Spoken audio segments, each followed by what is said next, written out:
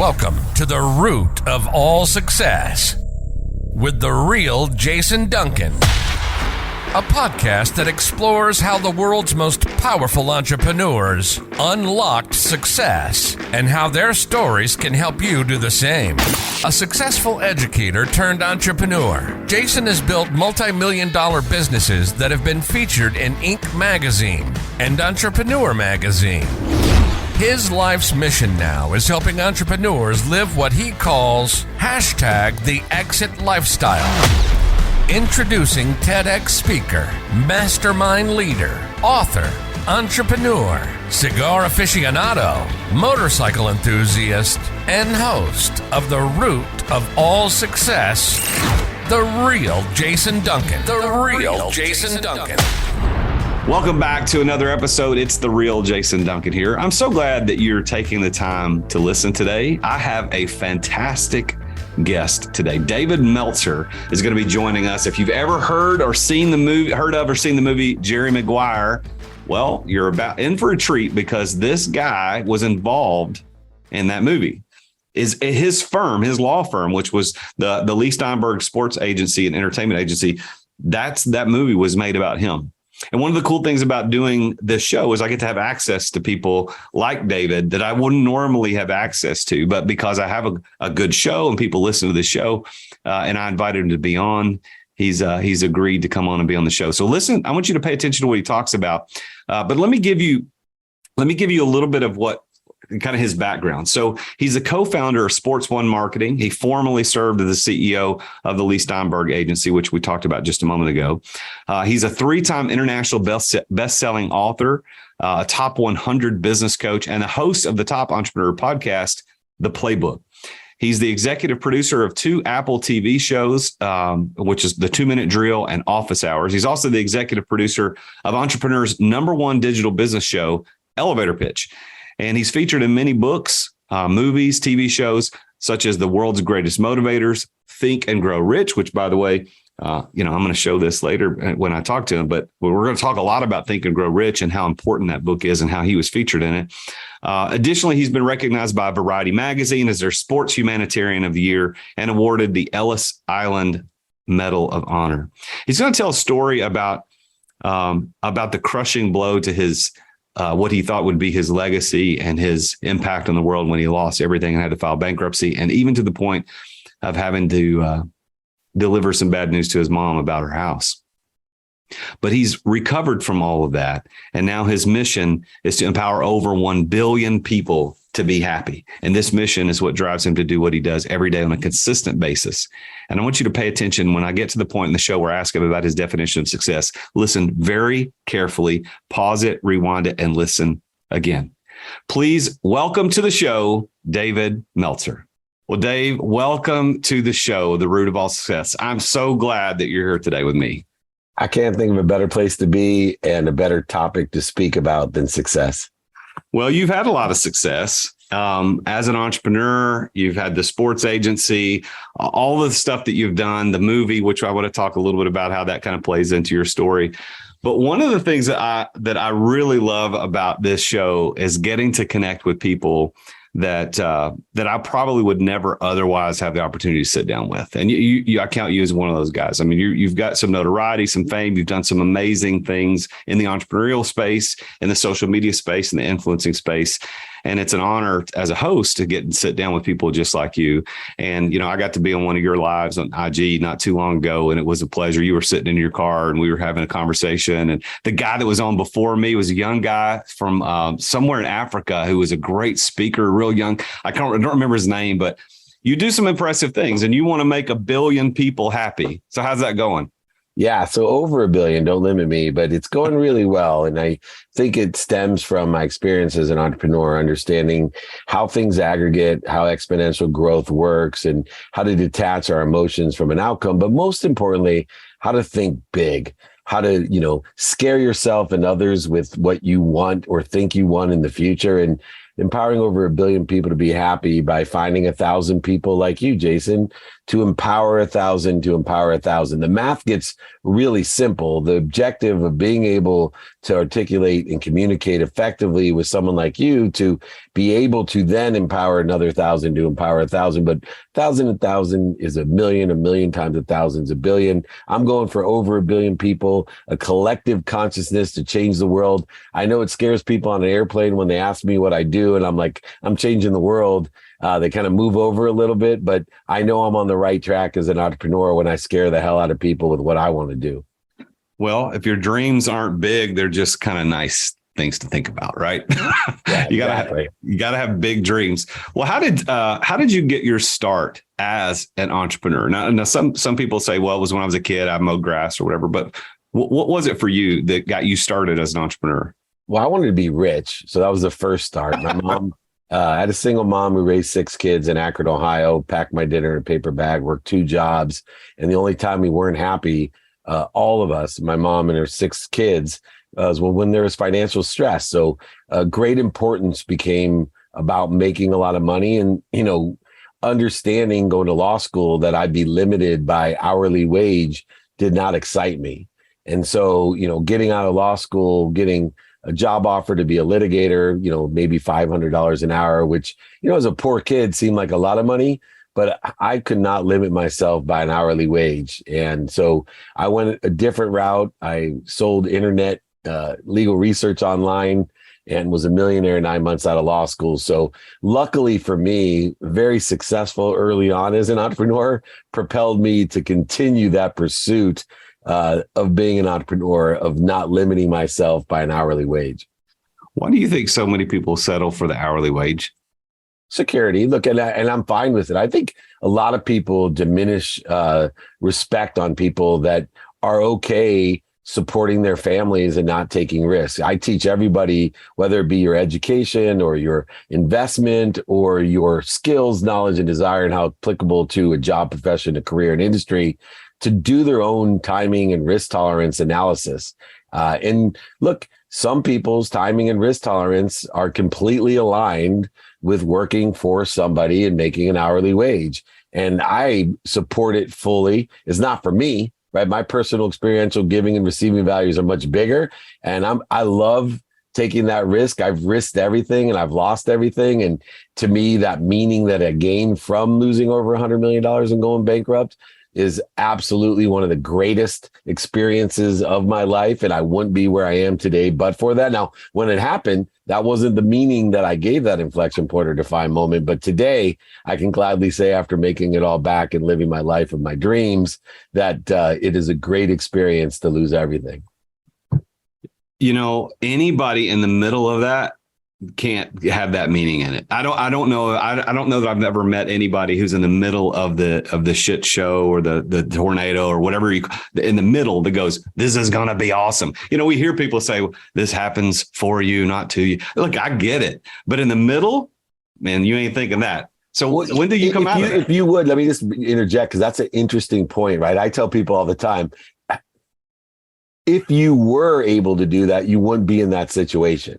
Right, you'd be so enlightened. If when I was going bankrupt and lost over 100 million, if I could have had the awareness and the enlightenment to say, "Oh man, I'm being promoted and protected. This is saving my life. It's saving my marriage. This is the best thing that ever happened to me," I wouldn't have effing been in the situation, because I've been so enlightened. I wouldn't have put myself into that position. So I think incongruent with that thought process is the ability to say, look, I am being protected and promoted, but I know that it'll never happen to me again, because I have an awareness about it. But when things do get difficult, when things are amiss, I make mistakes, setbacks, failures, I have a different perspective because of it, that I am being promoted and protected, but I'll never be in the middle of that much of a shit show again. So I'll never know if I could have that perspective. Well, I people like you and people like me, we're coaches, we're influencers. We try to help, right? You want to make over 1 billion people happy. You want to help people. I want to help people. And sometimes it's hard to help that person in the middle, isn't it? Where you have a better perspective as a coach. You say, hey, it's going to be okay. What's happening right now, it sucks, but it's going to be fine. What do you? I know people are listening to this right now that are in the middle of that. They're in a bad place. What's your advice in the middle of that as a coach? Yeah, as a coach, I stick to values and daily practices. So I take it day by day. I talk about the limitations of the past So I'd say here, let's look at what we think we want in the future. Let's take the defining moments, inflection points of the past, and let's start practicing changing its meaning. Like you said, in the middle of it, can't change the meaning immediately, but you can start changing the meaning and a trajectory of what you think you want in the future. But most importantly, I get them to focus in on today. What can we do today? Who can we help? Who can help you? How best to get further along today, and then prioritize differently than we did before in order to apply our why again. Not search for something we already have, but know that we don't have to get more happy, more healthy, more wealthy, more worthy. Let me help you figure out what you're doing to interfere with what you already are. You already are happy, healthy, wealthy, and worthy. You're just interfering with it. Let's figure out what you're doing to interfere with it so that we can accelerate in the trajectory of what you think you want, having an open mind, open heart, and open hands to change our mind from the messages or the lessons of our past experiences. And slowly but surely, I'll be able to change the meaning of those defined moments or inflection points to accelerate the trajectory of what you think you want in the future. $100 million is a lot of money. So you became a millionaire 9 months out of law school, selling legal research. Where did it go wrong? I mean, why did you go from rocket ship up to 100 million to rock bottom? What did you do wrong? What happened? Yeah, so I didn't ask for help. You know, I had moved from a world of not enough where things happened to me to that world you were talking about for me, and everything 9 months out of law school and beyond indicated or confirmed that money bought love or happiness. And I knew everything. I was Midas, and I bought the bullshit that everybody said. I took yes for an answer from so many people. And thank goodness my wife, who's my dream girl from the fourth grade, who didn't like me until I was late 20s. Thank God my wife is very honest and wasn't afraid to tell me the truth and told me she was going to leave me, told me I was lost, told me I better take stock in who I was 2 years before I lost everything, by the way. And I will tell you, there's only one reason that I lost everything. It's because I didn't ask for help. I thought I knew what I didn't know.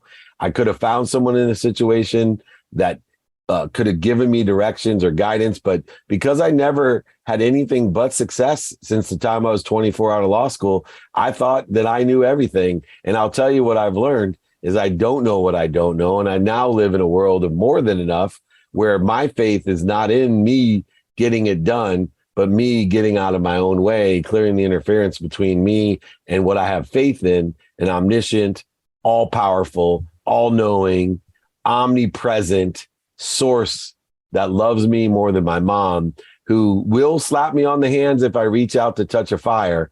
It will yell at me if I'm in the wrong position with the wrong ideas, but will never punish me, but only promote me and protect me along the way. What's your wife's name? Julie. So Julie's been with you through all of this? Yes, sir. Stuck it out? Yes, she did. And I will tell you, I am so blessed. First girl I met when I moved to San Diego, California, she skateboarded by my house. I was looking out the window. Immediately, my heart just started racing in the fourth grade. I asked her to go steady with me in the sixth grade. She said no. I asked to a friend because I was too afraid. Told me no, tell him to ask me himself. So I threw an egg at her, told her friends were prettier than her. And it took me until I was 26 years old to bump into her. Her mom had passed away 6 months before. I got pushed into her, and I always tell her, I know your mom pushed me right into you, and I wasn't going to blow it the second time. Wow. So you guys got married, 26 or so? 30. I got married at 30. I took my time. I got married at 30. And then we had our first child in a year from then. So we have 4 children now. My wife is my just everything, best decision I've ever made, and just so grateful that she put me in my place, but also didn't leave me when she put me in her place. Wow. Well, congratulations on that, because I too have one of those ladies in my life. My wife is amazing. We've been married for 27 and a half years. Yeah, you know what's funny? I'm 25. We just celebrated our 25th birthday. I'm back one day since our anniversary in Europe. Well, congrats. Our 25th was the 2020, and we were supposed to go to Jamaica that year, but everything got closed. So we did our 25th plus one in Jamaica in 2021.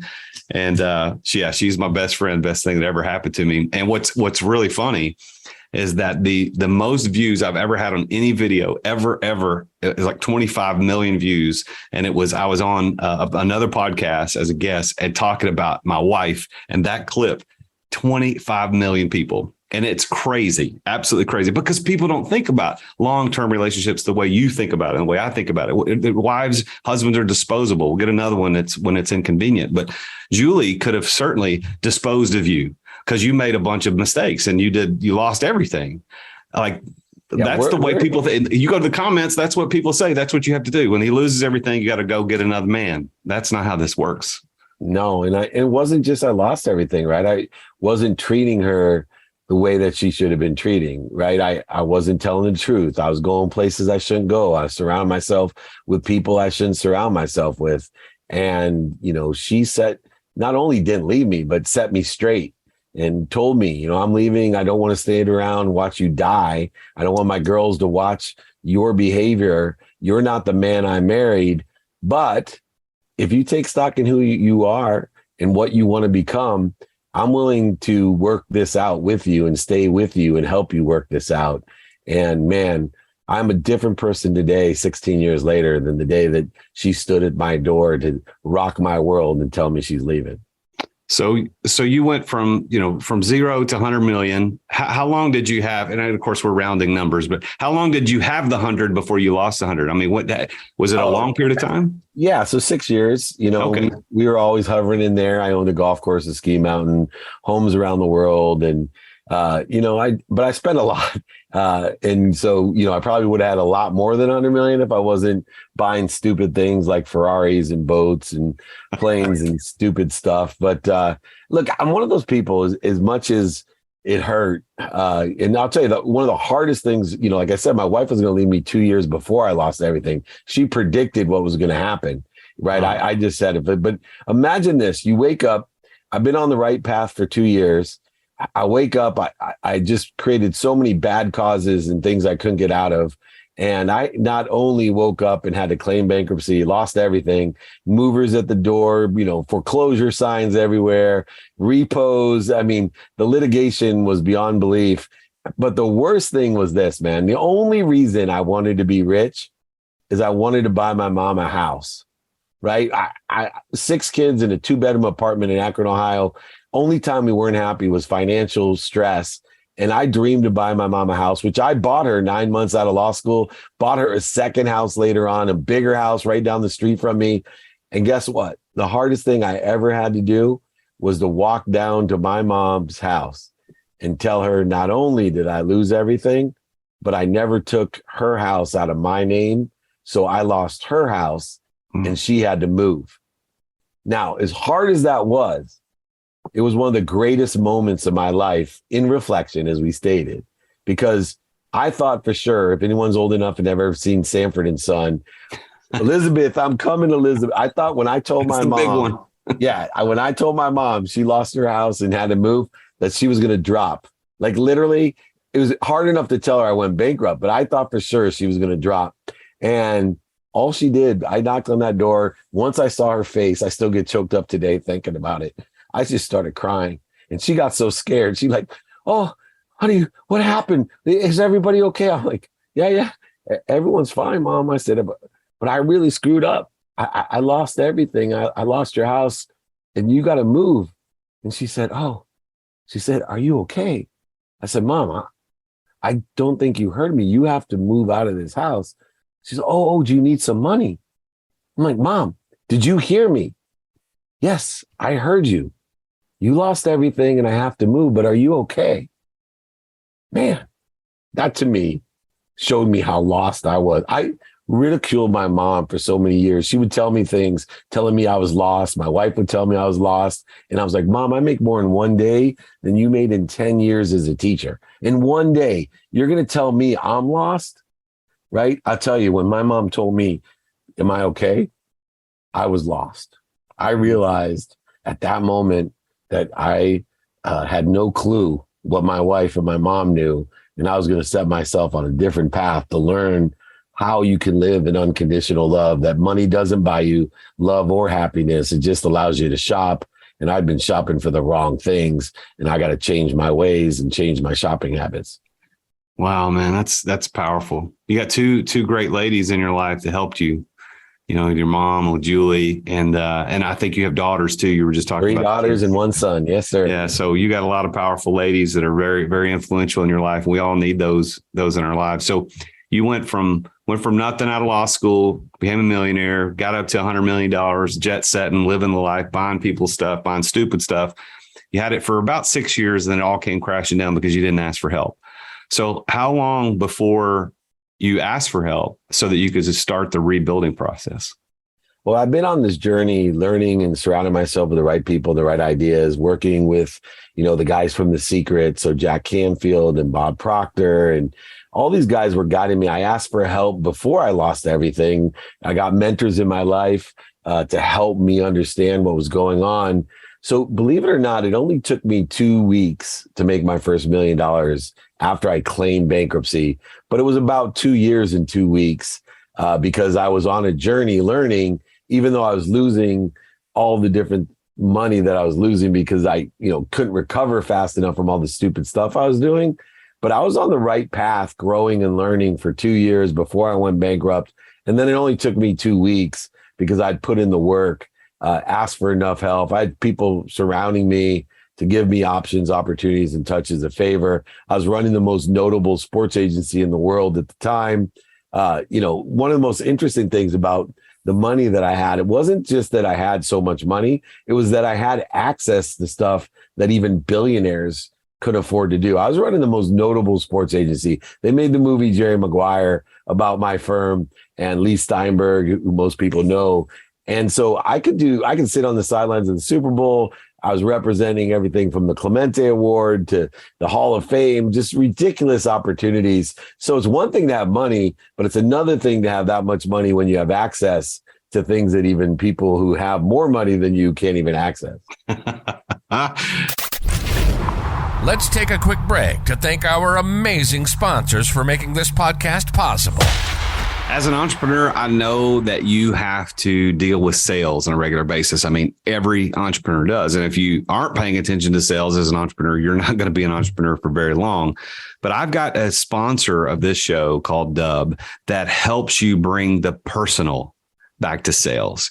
If you want to figure out how to improve content creation, improve client trust, improve your sales process, decrease the sales cycle, because we all know time kills deals.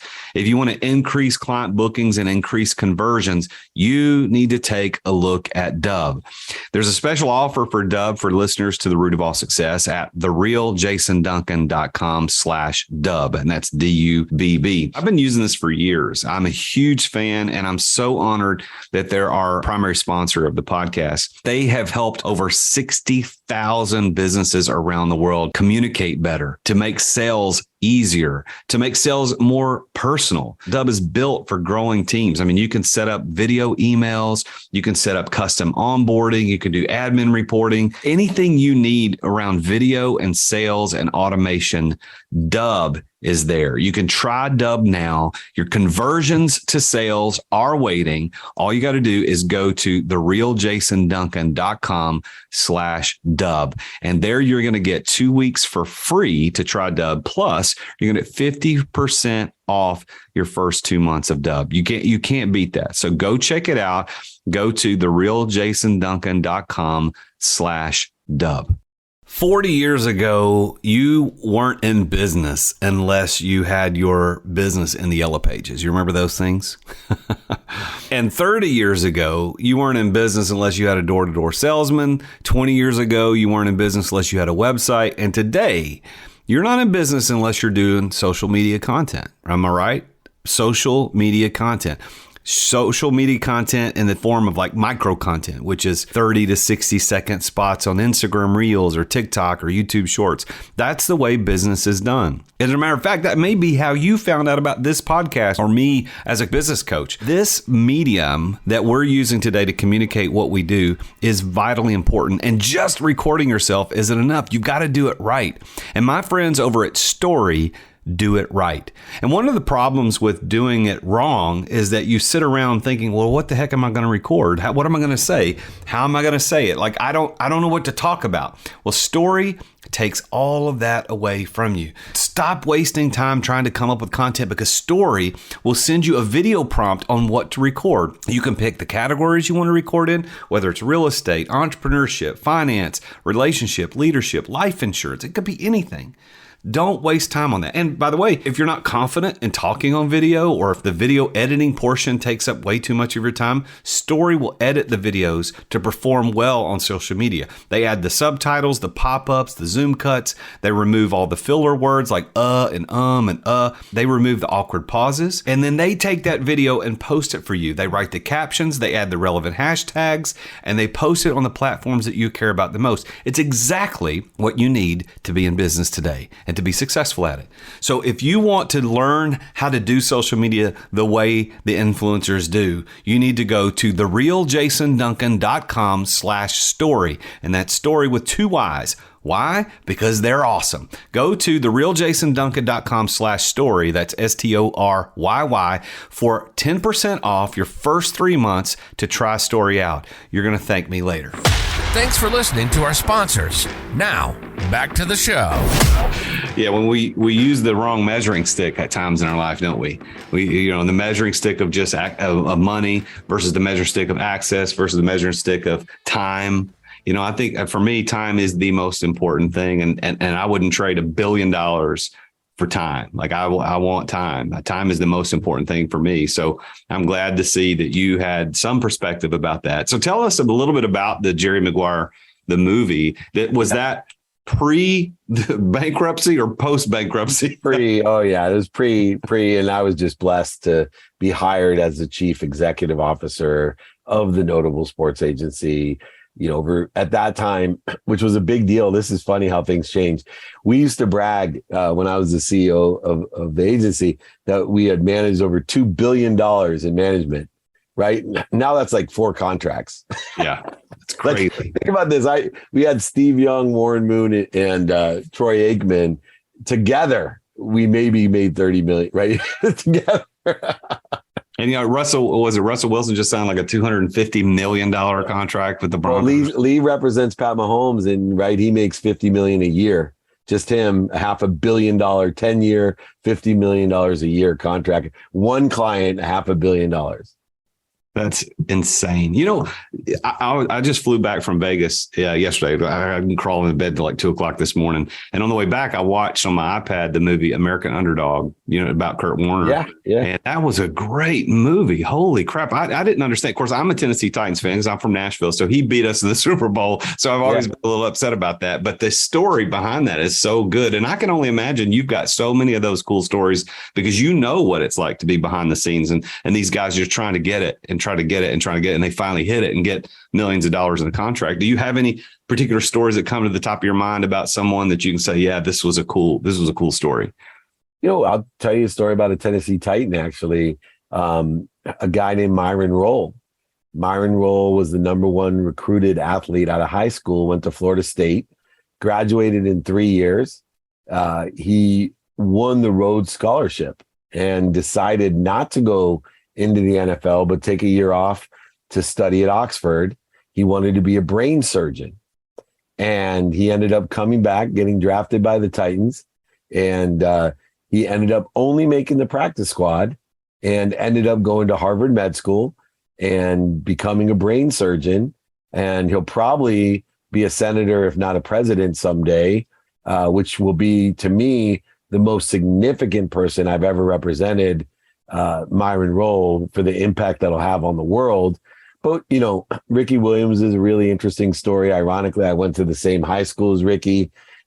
He ended up, obviously being, the first in this whole cannabis space. And what's so much fun for me is not only was he, obviously a Heisman Trophy winner, but one of the greatest running backs of all time. Very short career because he had a different perspective, but he'll probably end up being one of the most successful entrepreneurs because he was involved in the cannabis space so early, and an enthusiast of, what is a multi-billion-dollar industry, and just an extraordinary guy. And then you have the legends, right? We had from Sabathia Ramirez to Aikman, Moon, and Young, and the boxers like Evander Holyfield, Lennox Lewis. Just extraordinary experiences. My business partner for 12 years was Warren Moon, the Hall of Fame quarterback. I always love to remind people that he had to play in Canada for 6 years because of the color of his skin, that nobody thought that he could play quarterback for the Houston Oilers, which eventually became the Tennessee Titans. Right. So, Warren's going to be remembered. They'll do a movie someday about that story, and people will say, man, I had no idea what Warren Moon had to go through. And he set every record, by the way. Most people don't realize Warren Moon started when he was 44 years old, way back when you could hit a quarterback, when you could bump and run receivers, when you could take their head off, and played 6 years in the Canadian Football League, made the Canadian Hall of Fame, and the only African-American quarterback in the Professional Hall of Fame, the American Football Hall of Fame here in Canton, Ohio. So this guy, Warren Moon, there's a reason I picked him as my business partner. And the story will come out someday, as much and as great as that Kurt Warner story. Just wait to hear the Warren Moon story. It's incredible. Well, the people that put those movies together, they do a fantastic job of pulling your heartstrings and making it. Because I didn't know all that story about him, and I would be interested to hear Warren Moon's story as well. Let me ask you on a different topic, off sports for a minute. So you've been involved in a lot of books, and one of the books that I talked about in the intro is that you're involved in Think and Grow Rich. You've been featured in that book. I am one of the world's biggest fans of that book, and I run a mastermind, and I quote it to my mastermind guys all the time. I've got a mindset coach, good friend of mine. We go through that book together. We've actually got the Think and Grow Rich workbook. We go through it together. So I love it. So I'm a big fan. What is your perspective of the book? I know you gave me a thumbs up there, but when I mentioned it, what's your perspective of that book? And then what was your part in being featured in that and a release of that book? Yeah. So for me, number one, I read Think and Grow Rich every day. And they created Think and Grow Rich Legacy, which was they picked the next 100 successful people and learned their secrets of success the same way. So I was featured, in the second edition of Think and Grow Rich, The Legacy. They made a movie, which they put me in that movie on Netflix. You can check it out, Think and Grow Rich, The Legacy. But I actually went to the Napoleon Hill Foundation to write my book. Most impactful book of my life. I still read it every day. Every day, it encompasses the reconciliation of spirituality and pragmatic living, the two worlds, as I say, a faith world and the pragmatic world of I got work ethic, integrity, working hard, working smart, just great, simple pieces of advice. And, for me, Think and Grow Rich is the best business book, better than Carnegie's, better than Covey. Think and Grow Rich as the perfect combination. And I wrote a book, Connected to Goodness, that is based off of Napoleon Hill's philosophies. And I think of my own podcast. I've done over 1,200 episodes, one of the top podcasts in the world, The Playbook. I use that access that we were talking about, right? Billionaires, millionaires, entrepreneurs, but celebrities, athletes, and entertainers. I do a playbook to success, basically Napoleon Hill. I get you on and I ask you, give me your recipe, man. The fastest way to get to where you want to be is two ways. Helping somebody else get to where they want to be, which I know you take very seriously, and so do I, but also find someone in the situation you want to be in and ask them for directions. And so I use the playbook for that purpose. It's kind of like Napoleon Hill's Think and Grow Rich. Yeah, well, so my copy's right here on my desk. I carry it with me everywhere I go. I've been connected with the Napoleon Hill Foundation. They came out with a board game. I don't know if you know this. Yeah. The Think and Grow Rich board. It's sitting right there on the other side of my camera. I've not opened it yet, but yeah, I'm a huge fan. So I'm honored that you're a part of that, and because I think everybody, especially entrepreneurs, need to read that book and need to consume it. You need to read it multiple times and go back through it and consume it. Let me ask you about this. This is the root of all success, after all. So you've been, by all accounts, successful in many different areas of life. One is your marriage. One is your marriage to your wife and the kids. I'm sure that there's great successes like financial success. You've had access success, network success. But what would you say is your definition of that word? What would you say your definition of success is? It's taken me years to build this definition. and I tell it all the time. Success is the ability to enjoy the consistent, everyday, persistent, without quit pursuit of your potential. Not other people, not what they want, what's missing, what you don't have. But if you have the ability to enjoy the consistent, persistent pursuit of your potential, you're successful. And by that definition, do you consider yourself to be a successful person? Absolutely. And I have worked 16 years to obtain the passion, purpose, and profitability of that success that comes along with it. But that is the milestone. I think to myself, am I enjoying every day without quit that persistent pursuit? I'm friends with Chris Gardner, who wrote the movie Pursuit of Happiness. Will Smith was in that movie. And I tell both of those guys, you got it wrong, man. Like, what are you talking about? I said, there is no pursuit of happiness. Happiness and success is the pursuit. That's a good perspective. That is a good perspective. So what are the keys to you being able to live that type of successful life? What are the few 2 or 3 things you would say, if you do this, this leads you to success, as David Meltzer defines it? Yeah, I think faith, number one. I think that everyone needs to believe, regardless of your religion, your philosophy, your spirituality. I think everyone needs to believe that there's something bigger than you that loves you more than your mom. If you can get that faith, I know people every day, I believe that, but I spend minutes and moments outside of my faith, just like every human being. We're built to spend minutes and moments outside of our faith. But being time freaks like you and I are, it's only minutes and moments, not days, not weeks, not months, not years, interfering with that great power, that bigger than anything, that infinite power that comes through us for others. So for me, that's the number one thing, that I have a keen sense of discipline to faith that I'm being protected and promoted by. And then I think you got to have daily practices based off of values. And I am very stern on my 5 daily practices based off of my 4 values. I live with them, spend minutes and moments again outside of them, but I'm probably the most consistent person that you will ever meet. People, whether it's online with what I'm an everyday guy. I'm consistent and persistent in the pursuit of my potential. I love it. So faith, daily practices based on values. And I think that's a circle, because your values are connected to your faith. I think that's interesting how you pulled those 2 things together. I'm a big follower of Jesus, always have been my whole life. And that is the center of who I am. And all decisions emanate from that. It's not a priority list. It's the center of who I am. And so all those decisions are made through that lens. And I'm happy to hear someone as successful as you agree that faith is one of those keys to success, that we can't unlock that door to whatever we consider success without having true faith in something. And of course, I think the thing is, of course, Jesus Christ. So I think we agree on that. So that's awesome. Well, I want to give you an opportunity just in our last minute together. What if you could speak directly to a listener out there right now who is in the beginnings of the entrepreneur journey? They don't know what's coming. They don't have this perspective that you and I do to look backwards and see what it looks like. What is your advice for that person? Oh, for sure. Find mentorship and ask for help. Find someone who sits in a situation that you want to be in and ask them for help. You can't ask big enough. You can't ask often enough. Ask for help. I know, that's the main reason I lost everything, but it's so simple. And people don't like to ask for help. They think it's not radically humble. Radical humility comes from the ability to ask for help, to be radically humble, to ask in person, on the phone, via email, media, traditional, social. It doesn't matter.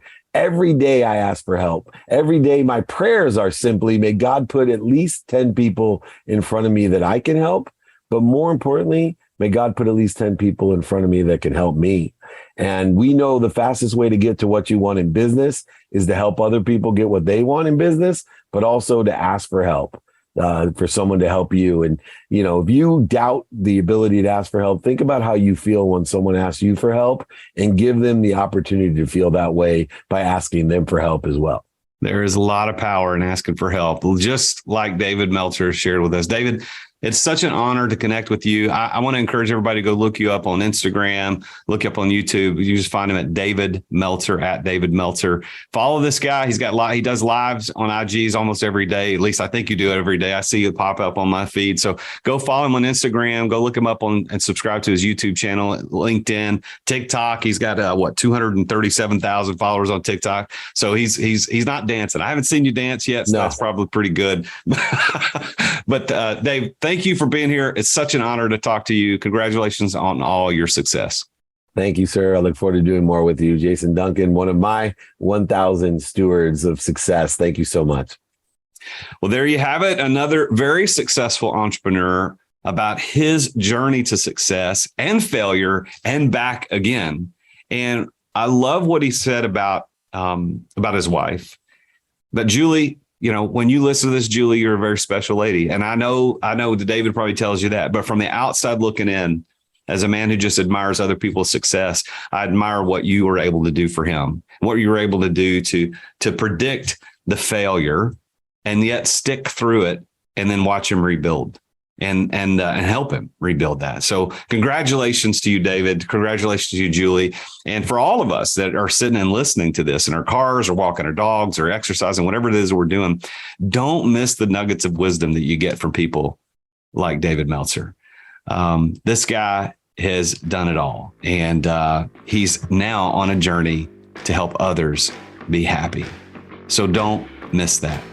Make sure you tune in again next week when I talk with yet another very successful entrepreneur about his or her journey to success. Until then, I'm the real Jason Duncan, and Jesus is King. Thank you for listening to another edition of The Root of All Success with the real Jason Duncan. If you've enjoyed this week's episode, visit therootofallsuccess.com to access the show notes and other helpful resources. Follow Jason on social media at The Real Jason Duncan.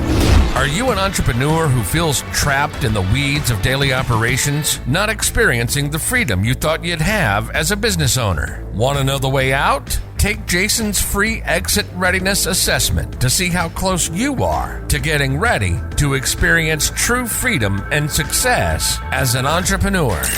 Go to amireadytoexit.com today. That's amireadytoexit.com. See you again next time here on The Root of All Success.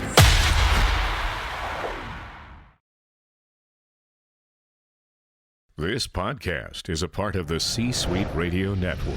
For more top business podcasts, visit c-suiteradio.com.